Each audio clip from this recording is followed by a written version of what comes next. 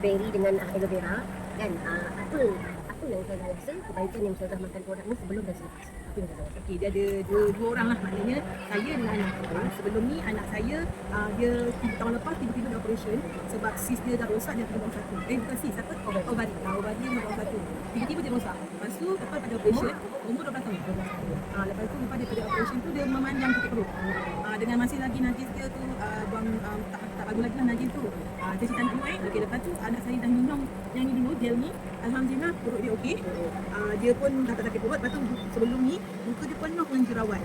Sebab mungkin toksing banyak kan. Tapi ni dah berkurang. Kan. Lepas tu saya pula menghadapi saya ada buat pinggang. Lepas tu dah ada lesif. Kemudian dalam masa dalam tu saya kena GERD yang sangat-sangat teruk. Sehingga kan saya dah 3 bulan tak tidur. 3 bulan. Siang tak tidur, malam pun tak tidur. Lepas tu dah sebab sampai dah ke sini kita check jantung. Kalau melalui echo lah, tak ada apa-apa. Tapi itulah bila saya try minum ni dulu, kuning dulu, aloe vera ni, baru dia alhamdulillah macam lancar benda tu jalan. Dan nafas pun dah boleh bernafas. Alhamdulillah. Dan ni saya makan yang berry ni alhamdulillah lah. Period pun cantik lah. Cantik lah semua. Anak pun okey.